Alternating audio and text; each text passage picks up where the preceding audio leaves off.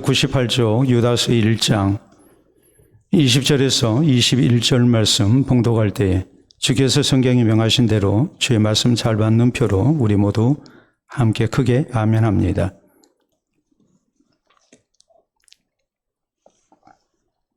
말씀 봉독합니다. 사랑하는 자들아, 너희는 너희의 지극히 거룩한 믿음 위에 자신을 세우며 성령으로 기도하며 하나님의 사랑 안에서 자신을 지키며 영생에 이르도록 우리 주 예수 그리스도의 긍휼을 기다리라. 아멘. 아프리카 동쪽 바다에 마다가스카르 섬이 있습니다. 세계에서 네 번째로 큰 섬입니다. 섬 전체 면적이 58만 평방킬로미터로 10만 평방킬로미터인 우리나라보다 약 6배나 됩니다. 22만 평방킬로미터인 남북한을 합친 한반도보다도 약 2.6배의 굉장히 큰 섬입니다. 이 마다가스카르 섬의 원주민들은 아프리카 원주민들과 그 혈통이 다릅니다. 마다가스카르 섬 원주민들은 인도양을 건너 북동방향에 위치한 인도네시아 사람들입니다. 인도네시아 사람들이 배를 타고 인도양을 건너서 마다가스카르 섬에 이주했고 정착했고 그 후손들이 오늘날 마다가스카르 섬의 원주민이 되어 있습니다. 우리가 지도로 한번 확인해 보도록 하겠습니다. 여러분 지도를 보시게 되면 지구본이죠. 빨갛게 표시된 것이 아프리카 동쪽의 마다가스카르 섬입니다. 그리고 북동방향으로 쭉 직선 거리로 가게 되면 만나는 것이 바로 인도네시아입니다.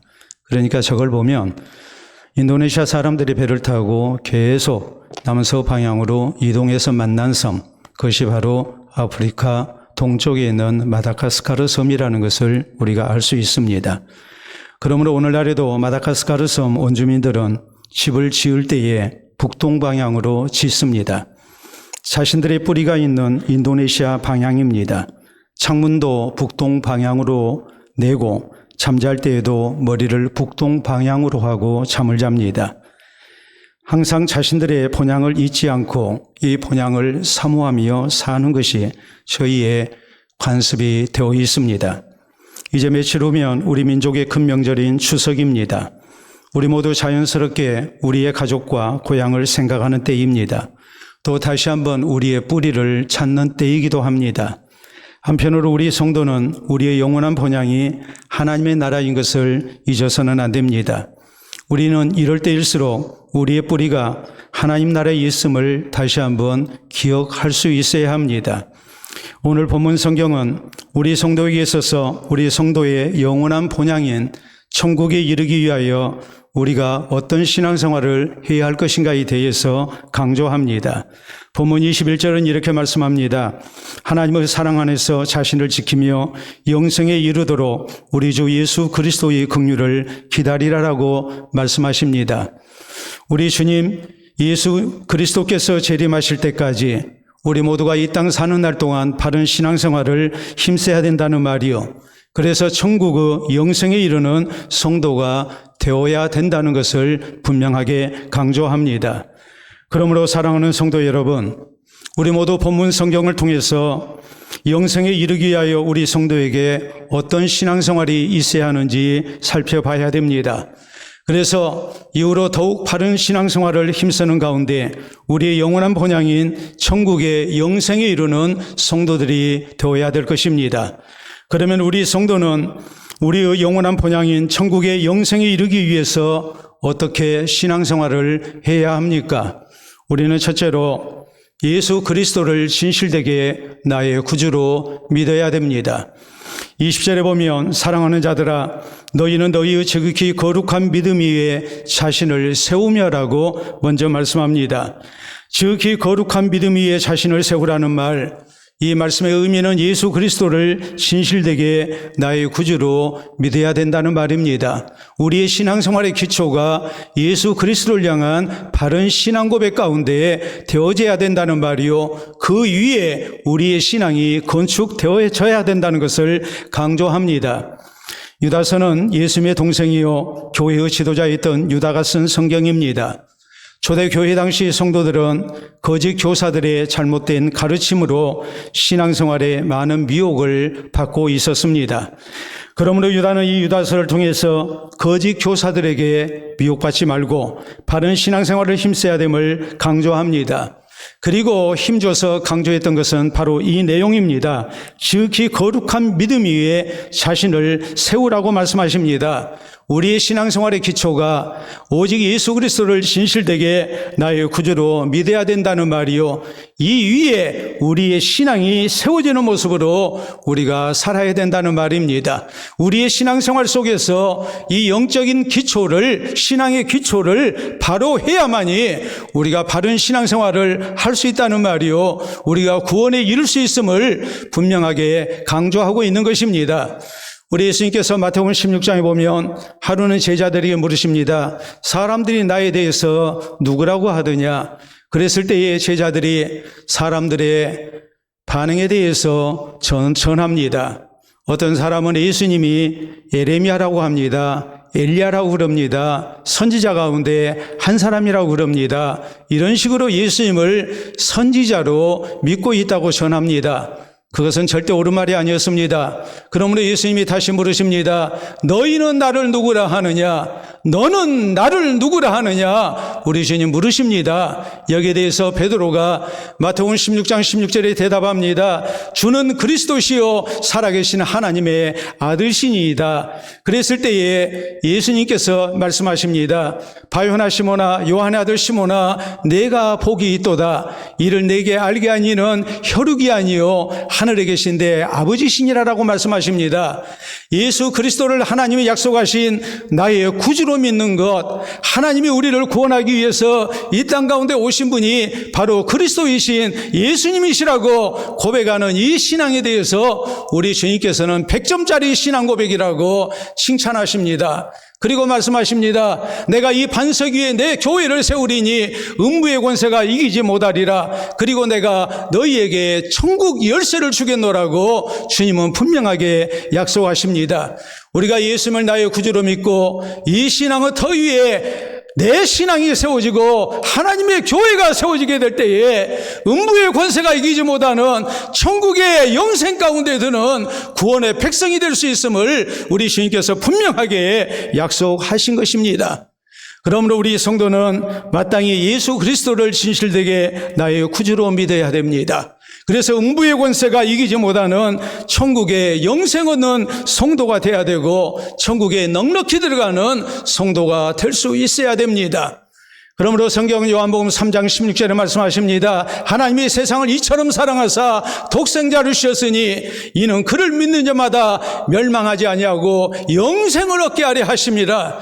우리가 천국의 영생에 이르기 위해서 우리에게 필요한 것은 하나님이 우리에게 구주로 보내주신 예수님을 진실되게 나의 구주로 믿는 믿음인 것을 성경은 말씀합니다.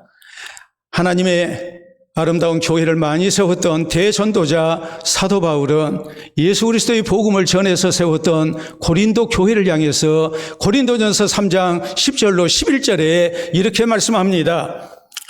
내게 주신 하나님의 은혜를 따라 내가 지혜로운 건축자와 같이 터를 닦아두며 다른 이가 그 위에 세우나 그러나 각각 어떻게 그 위에 세울까를 조심할지니라. 이 닦아둔 것 외에 능히 다른 터를 닦아둘 자가 없으니 이 터는 곧 예수 그리스도라라고 강조합니다. 오직 예수 그리스도를 나의 구주로 믿는 신앙 고백 위에 내 신앙이 세워져야 된다는 말이요, 하나님의 교회가 세워져야 된다는 말입니다. 건축에 있어서 제일 중요한 것은 뭐니 해도 기초공사입니다.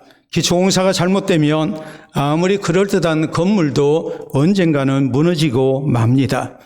마찬가지입니다. 우리 성도의 신앙생활에 있어서도 제일 중요한 것은 영적인 기초공사를 바로 하는 것입니다. 예수 그리스도를 향한 바른 신앙 고백을 통해서 이 기초공사를 바로 해야 합니다. 이 거룩한 믿음 위에 자신을 세워야 됩니다. 그래야 일평생 걷던 미혹에도 우리가 흔들리지 않고 무너지지 않는 신앙생활을 할 수 있음을 잊어서는 안 됩니다. 오늘 말씀을 돕기 위해서 한 가지 책을 소개하도록 합니다. 우리가 보시도록 하겠습니다. 저기는 책은 패트릭 기어리가 지은 거룩한 도둑질이라는 제목의 책입니다. 좀 더 확대해서 보도록 하겠습니다. 거룩한 도둑질, 중세 성유골 도둑 이야기. 그래서 패트릭 기어리가 지은 그런 책인 것이 이렇게 나타나고 있죠. 이 책에서 다루는 내용은 중세 유럽에서 기독교 성인들의 유골을 훔친 내용에 대한 그런 역사적 고증을 전하고 있습니다. 당시 탐욕스러운 장사꾼들은 기독교 성인들의 유골을 훔쳐서 교회에 많은 돈을 받고 팔았습니다. 심지어는 수도사와 신부들까지 이 도둑질에 가담을 했습니다. 거기에는 중요한 이유가 있었습니다. 당시 로마 가톨릭, 그러니까 천주교에서는 순교자의 유골이 있는 교회에는 하나님의 구원이 있다고 가르쳤습니다. 그 교회를 다니는 신자는 살아서 하나님의 복을 받고 순교자와 성인과 함께 부활과 영생의 복을 받는다고 가르쳤습니다. 교황은 베드로 사도의 유골을 가져다가 그 위에 거대한 교황청 건물을 지었습니다. 바로 우리가 아는 로마시에 있는 바티칸 예배당이 그것입니다. 그리고 이렇게 주장합니다. 이 교회는 영원히 무너지지 않는 교회요, 하나님의 복과 구원과 영생이 있는 교회가 된 것이다라고 주장했습니다. 베드로 사도의 유골이 또 순교자와 성인의 유골이 우상이 된 것입니다. 그러므로 거룩한 도둑질이라고 제목이 붙은 겁니다. 도둑질은 도둑질이지만 이것은 거룩한 도둑질이다. 잘한 짓이라고 한 것입니다. 실제 오늘날 우리가 유럽에 있는 아주 유명한 오래된 교회당에 가면 예수님의 제자들의 유골 혹은 순교자나 성인들의 유골을 보관하고 그리고 그 축일이 되면 우리로 얘기하자면 추모일입니다. 축제가 벌어지는데 그 유골을 앞세우고 시가행진을 합니다. 그래서 자기들이 구원받는 교회의 성도가 되었다고 이렇게 착각합니다. 그것을 과시합니다. 예수 그리스도를 구주로 믿는 신앙의 터 위에 내 신앙이 세워지고 교회가 서야 함에도 불구하고 신앙의 기초공사가 잘못되고 만 것입니다. 사랑하는 성도 여러분, 1800년대에 한 시대 귀하게 쓰임받은 영국의 스포츠 목사님이 계십니다. 이분은 얼마나 그 설교가 감동이 있었던지 설교의 황태자라는 별명이 붙었습니다. 이분은 설교할 때마다 예수님이 죄인된 우리의 구주이신 것을 늘 선포했습니다. 이 예수님을 진실되게 나의 구주로 믿어야 우리의 모든 죄가 용서받고 구원받고 또 천국의 영생을 얻을 수 있다는 사실을 강조하고 또 강조하고 또 강조했습니다. 이분이 하나님의 부르심을 받을 때 세상을 떠나실 때에 마지막에 하셨던 말씀은 이것입니다. 나의 신학은 네 마디로 요약할 수가 있다. 예수님은 나를 위해 죽으셨다라고 외쳤습니다. 우리 모두의 신앙생활에 있어서 가장 먼저 우리가 힘써야 할 부분이 무엇인가를 말씀합니다. 그 영적인 기초공사가 무엇인가를 강조합니다. 오직 예수님만이 나의 구주이심을 우리가 진실되게 믿는 것입니다. 이 지극히 거룩한 믿음 위에 우리는 자신을 세워야 됩니다. 도시의 몸된 교회가 서게 해야 합니다. 그래서 우리 모두 하나님의 약속을 따라서 모든 죄를 용서받고 천국의 영생에 이르는 복된 성도들이 될 수 있기를 바랍니다. 두 번째로 우리가 영원한 본향 천국의 영생에 이르는 신앙생활을 하기 위해서 우리는 성령의 은혜를 사모하며 기도에 힘써야 됩니다. 20절은 말씀합니다. 사랑하는 자들아, 너희는 너희의 지극히 거룩한 믿음 위에 자신을 세우며 성령으로 기도하며라고 말씀하십니다. 우리가 천국의 영생에 이르기 위해서 힘써야 할 신앙생활의 모습, 가장 먼저 거룩한 믿음 위에 나를 세우는 겁니다. 그리고 그 다음으로 우리에게 필요한 것은 성령으로 기도하는 것입니다. 성령으로 기도하라는 말은 두 가지 의미가 있습니다. 첫째는 성령의 감동하심 가운데 하나님의 뜻을 따라서 기도해야 된다는 말입니다. 기도라는 것이 내 소원을 이루기 위한 몸부림이 아닙니다. 기도는 하나님의 뜻을 따라서 살기 위한 몸부림입니다. 그렇기 때문에 성령의 은혜 속에서 성령의 가르침을 따라서 성령의 감동하심을 따라서 우리가 하나님 앞에 기도해야 합니다. 그래야 우리는 바른 신앙생활을 힘쓸 수 있습니다. 두 번째는 성령의 도우시는 은혜를 사모하며 기도하라라는 뜻입니다. 무슨 의미가 있겠습니까? 우리 성도가 천국의 영생에 이르기 위해서 하나님의 뜻을 따라서 살아야 되는데 이 일을 위해서 성령의 절대적인 은혜와 깨우쳐 주심과 도움이 있어야 됩니다. 그래야 우리가 하나님의 뜻을 따라서 살 수 있습니다. 또 우리에게 주어진 어려운 환경과 형편 속에 성령의 도우시는 은혜를 우리가 힘입고 그 모든 것을 감당하고 이겨나갈 수가 있습니다. 그래서 우리의 신앙을 지켜나갈 수가 있습니다. 그러므로 지극히 거룩한 믿음 위에 나를 세우고 다음으로 우리가 성령으로 기도해야 합니다. 우리 예수님께서 십자가 지시던 제자들에게 성령을 보내시겠다고 약속하십니다. 예수님이 십자가 지시고 부활하신 후 승천하시고 난 다음 제자들이 고아처럼 버림받았다는 생각이 들지 않도록 내가 너희를 고아처럼 버려두지 아니하고 너희에게 성령을 보내주겠다고 약속하십니다. 그리고 우리 예수님께서는 이 성령이 오시면 내가 전한 하나님의 말씀을 다 기억나게 하실 것이고 이 성령이 너희를 도우시고 붙드신 가운데 너희가 신앙을 지키고 예수 그리스도의 제자로서 주의 복음을 잘 증거할 수 있게 될 거라고 주님은 약속하십니다. 그때 우리 주님께서 이 성령을 뭐라고 부르셨냐면 보혜사라고 부르셨습니다. 원문 성경 헬라어로 보면 파라클레토스라고 기록이 됩니다. 파라라는 말은 뭐뭐 곁에라는 전치사입니다. 그리고 클레토스는 돕는 자라는 말입니다. 그러므로 보혜사 대신 성령은 어떤 분이신가 했을 때에 우리 곁에서 우리를 붙들고 도우시는 분이라는 말입니다. 그러므로 보혜사라고 번역이 된 겁니다.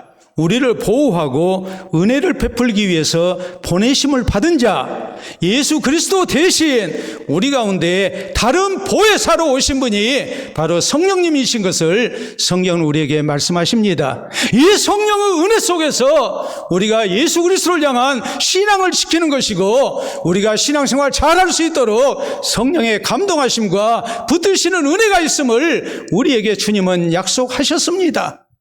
우리 예수님 십자가 지기신 날 밤 겟세마네 동산에서 참으로 간절히 기도하십니다. 그때 우리 예수님께서 제자들에게 하셨던 말씀이 무엇입니까? 내가 오늘 밤 원수들에게 잡히게 될 때 너희들이 다 도망가게 될 것이다. 제자들이 그런 일 없을 거라고 그럽니다. 우리가 주님을 따라서 감옥에도 가고 죽는 데까지 따라가겠노라고 모두가 장담했습니다. 그러나 예수님께서 분명히 경고하십니다. 너희가 오늘 밤 다 나를 버릴 것이다. 그리고 우리 주님 겟세마네 동산에서 간절히 하나님 앞에 기도하십니다. 십자가 지실 일을 위해서 피땀 흘리며 간절히 기도하셨고 천사가 예수님을 힘있게 하고 붙드시는 은혜가 있었다고 성경은 말씀합니다. 그 순간 제자들은 무엇했습니까? 예수님께서 시험에 들지 않게 깨어있어 기도하라고 했지만 저희는 기도하지 않았습니다. 졸며 잤습니다. 그리고 예수님 잡히실 때에 예수님은 원수들에게 잡히시고 십자가의 길을 가셨지만 제자들은 모두가 도망가고 말았습니다. 나의 연약함을 고백하고 우리 주님의 명령을 따라서 성령으로 기도한 예수님과 그리하지 아니한 제자들의 이 대조적인 모습을 통해서 오늘 우리의 신앙생활 속에 하나님을 향한 기도가 없다면 성령님의 은혜가 없다면 도우심이 없다면 우리가 절대로 바른 신앙생활을 할 수 없음을 성경은 우리에게 웅변적으로 전하고 있는 겁니다. 그러므로 당시 현장에서 예수님을 버리고 도망갔던 제자 베드로, 예수님을 3번이나 부인했던 베드로는 아픈 경험을 살려서 베드로전서 5장 7절로 9절 말씀에 이렇게 교회를 향해 당부합니다. 너희 염려를 다 주께 맡기라. 이는 그가 너희를 돌보심이라. 근신하라 깨어라. 너희 대적마귀가 우는 사자같이 두루다니며 삼킬 자를 찾나니 너희는 믿음을 굳게 하여 그를 대적하라라고 말씀합니다. 우리의 장담만으로, 우리의 의지만으로 우리가 절대 바른 신앙생활을 할 수 없음을 고백하고 있는 겁니다. 우리가 많은 염려가 있고 근심이 있고 또 어려운 환경이 있습니다. 내 약한 의지가 있습니다. 이런 형편 속에서 우리는 주님 앞에 기도하고 주님께서 돌봐주시는 은혜를 힘입고 우리의 대적 원수를, 사탄을 대적해야 우리가 믿음 가운데 굳건히 서갈 수 있음을 분명하게 강조하고 있는 겁니다. 실제적으로 그렇습니다. 교회 역사를 보면 박해 때에 순교를 장담했던 사람이 순교한 것이 아니었습니다. 이런 사람은 고난에 결국 굴복했고 박해 때의 신앙을 버리고 말았습니다. 그러나 신앙을 버릴까 봐서 두려워하며 자신의 약함을 놓고 하나님께 기도하고 은혜를 구했던 성도, 그들이 하나님의 은혜 가운데 담대한 신앙을 가질 수 있었고 순교까지 감당했습니다. 끝까지 신앙을 지키는 가운데 천국의 영생 가운데 들었습니다. 신실한 그리스도인 지도자였던 케블이라는 분은 날마다 이런 기도를 했습니다. 우리가 보도록 합니다. 주님, 아침부터 저녁까지 나와 함께 하시옵소서. 주님 없이 살 수 없나이다. 밤이 가까워올 때에 나와 함께 하시옵소서. 주님 없이 죽을 수 없나이다. 날마다 하나님의 은혜와 도우심을 구합니다. 왜냐하면 그래야 신앙을 지키고 승리할 수 있기 때문입니다. 마지막 죽음의 자리에서까지 하나님께서 나를 붙드시고 끝까지 신앙 지키게 해달라고 하나님께 기도합니다. 그래서 천국의 영생을 허락받습니다. 사랑하는 성도 여러분, 초대교회의 유명한 지도자이던 어거스틴은 이런 말을 합니다. 기도는 우리의 영혼을 지키는 성체다라고 했습니다. 우리의 성도가 늘 하나님께 기도해야 하나님의 도움과 은혜 가운데 신앙을 지키고 영혼을 지켜나갈 수 있다는 말입니다.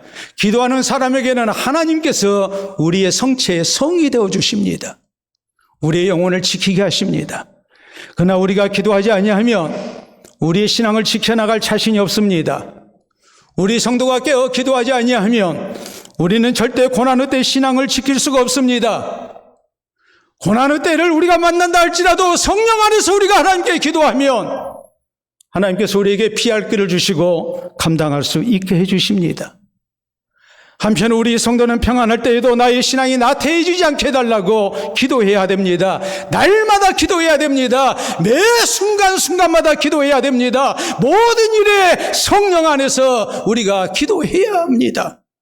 살아서도 기도해야 되고 죽음을 앞두고도 우리가 기도해야 됩니다. 그래서 성령의 은혜의 도우심으로 그 어떤 경우에도 신앙을 지키고 영원한 본향 천국의 영생 가운데에 다다르는 우리 모든 성도들이 될 수 있기를 바랍니다. 세 번째, 우리 성도가 영생에 이르는 신앙생활을 하기 위해서는 힘들어도 끝까지 자신의 신앙을 지켜나가야 합니다. 21절은 말씀합니다. 하나님의 사랑 안에서 자신을 지키며 영생에 이르도록 우리 주 예수 그리스도의 긍휼을 기다리라라고 말씀합니다.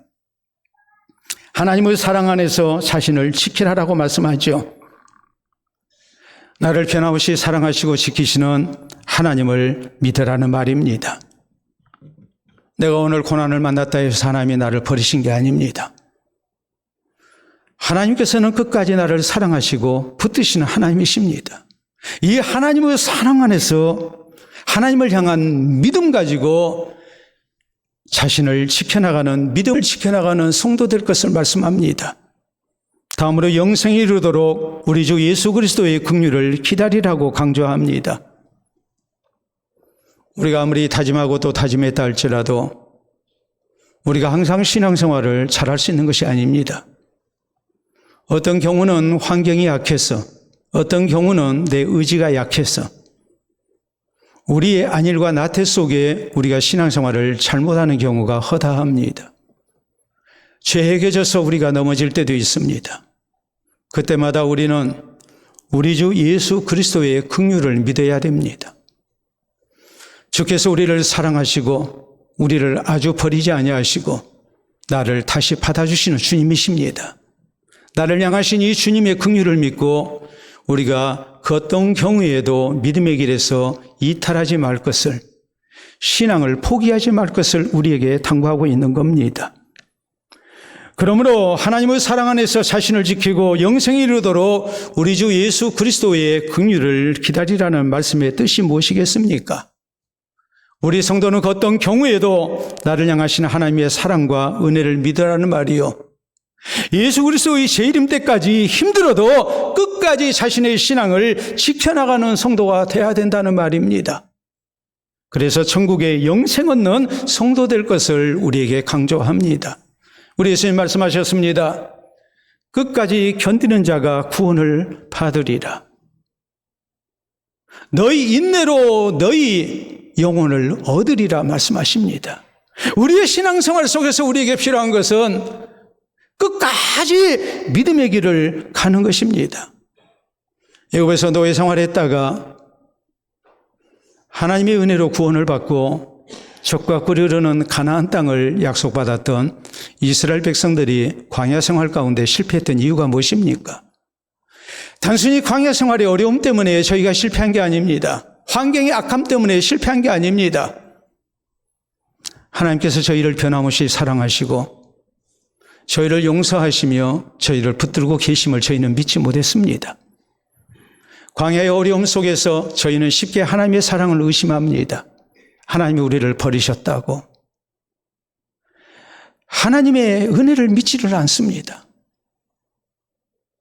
그러다가 저희는 불신앙 속에 빠졌고 결국 하나님의 징벌로 광야에서 죽었습니다. 가나안 땅에 영생에 이르지 못한 겁니다. 그러므로 사도행전 4장 22절은 이렇게 말씀합니다. 우리가 하나님 나라 가기까지 많은 환난을 겪게 할 것이라. 우리의 신앙생활 속에서 어려운 일들이 분명히 많이 있을 것이다 하고, 이런 것을 우리가 각오하고 잘 겪어내야만이 구원에 이를 수 있음을 우리에게 강조합니다. 고향을 찾는 귀성길만 혹은 귀경길만 힘든 것이 아닙니다. 신앙의 길은 더 힘듭니다. 우리가 좋은 형편에서도 시험 들 수 있고 악한 형편에서도 우리가 시험 들고 신앙 버릴 수 있습니다. 우리의 의지의 박약함 때문에 우리가 끝까지 믿음 지켜나간다는 것 결코 쉽지 않습니다. 이런 많은 시험 속에서 우리가 끝까지 신앙생활을 잘해야 우리가 영원한 모양 천국의 구원에 이를 수 있음을, 영생에 이를 수 있음을 우리가 잊어서는 안 됩니다. 주 3세기 초 로마 황제 세베루스는 그리스도인들을 아주 무섭도록 박해했습니다. 자신은 태양이요 시험한 신이라고 숭배받기를 원했습니다. 자신에게 경배할 것을 명령합니다. 그리스도인들은 이것을 거절하고 순교자가 됐습니다. 퍼페투아라는 귀족 여인이 있었습니다. 이 그리스도인은 이 황제의 명을 거절합니다. 그리고 이런 말을 합니다. 이 세상 모든 만물은 다 자기 이름을 가지고 있습니다. 나의 이름은 그리스도인입니다. 나는 이 이름을 버릴 수 없습니다. 그리고 순교의 제물이 됐습니다. 헬스장에 가면, 체육관에 가면 스텝밀이라는 기구가 있습니다. 계단 오르기 운동입니다.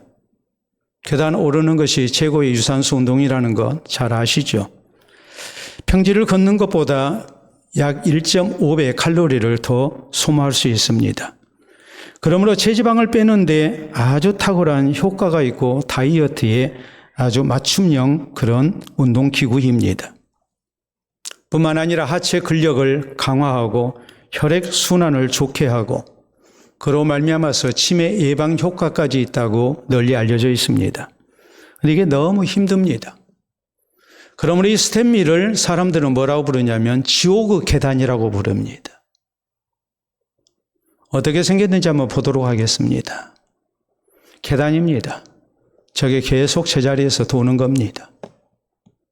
계속 저렇게 돌다 보면 무지무지하게 힘듭니다. 정말 한 10분, 15분 하기가 무지하게 힘듭니다. 땀이 쭉 납니다.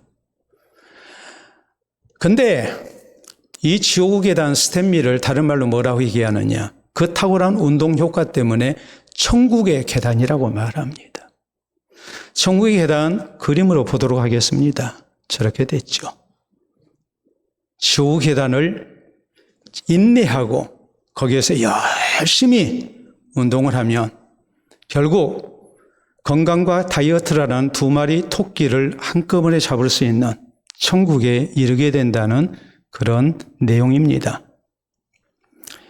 사랑하는 성도 여러분, 성경은 요한계시록 7장 14절에 말씀합니다. 천국에 구원받은 성도에 대해서 말씀하기를 큰 환난에서 나오는 자들로서 흰 옷을 입은 사람들이다.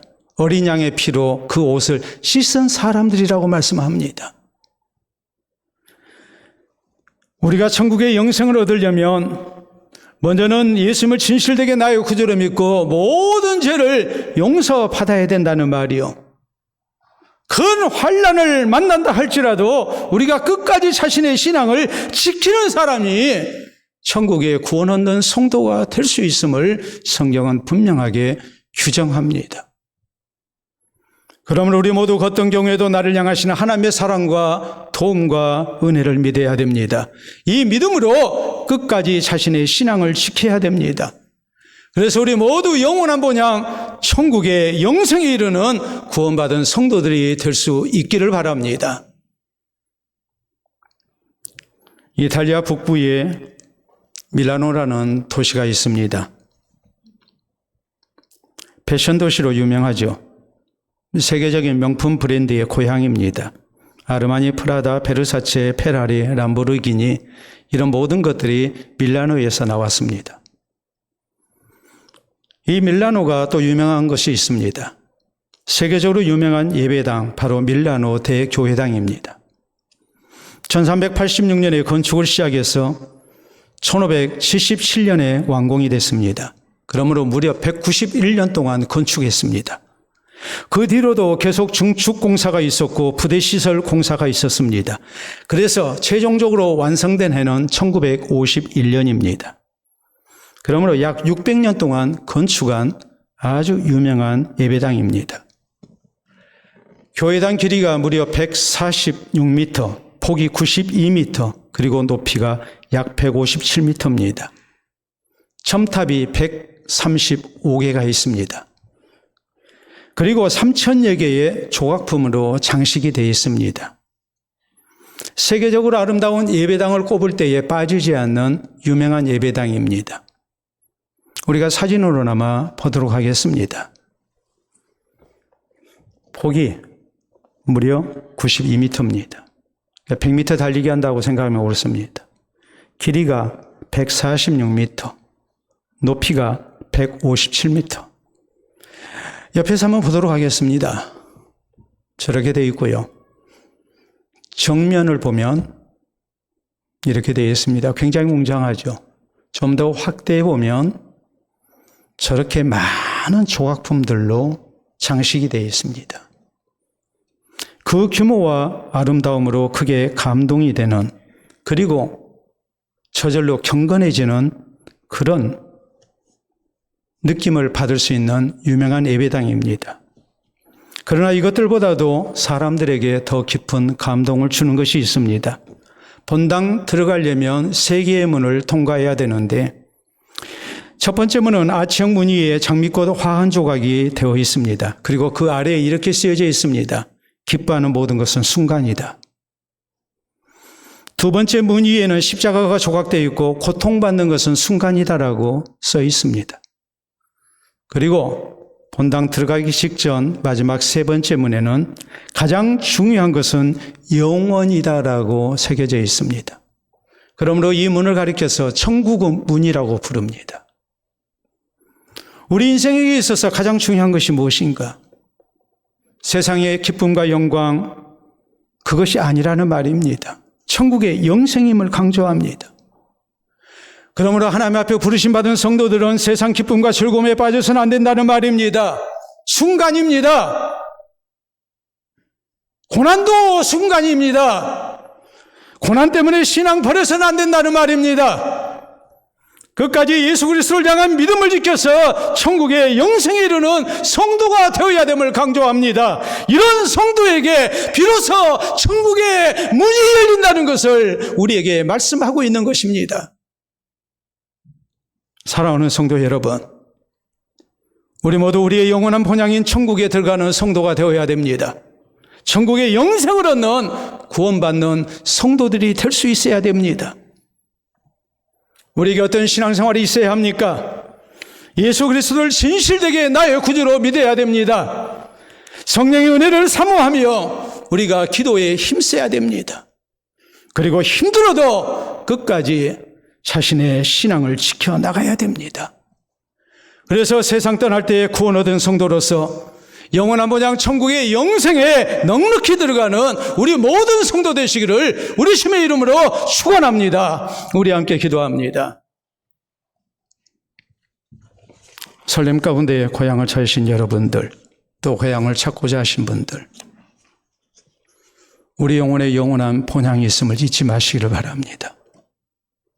믿음의 결국은 곧 영혼의 구원이라고 성경은 말씀하십니다. 내 영혼이 궁극적으로 가야 할 것은 바로 천국입니다. 주께서 예비하시니 천국 들어가기 위해 오늘 내가 어떤 신앙생활을 힘써야 되는지, 영생에 이르기 위한 신앙생활 진실되게 예수님을 나의 구주로 믿고 늘 성령의 은혜 사모하며 기도해야 되고 끝까지 믿음 지키는 그 길이라는 것을 잊지 마시고 우리 기도로 진실되게 다짐할 수 있기를 바랍니다. 기도합니다.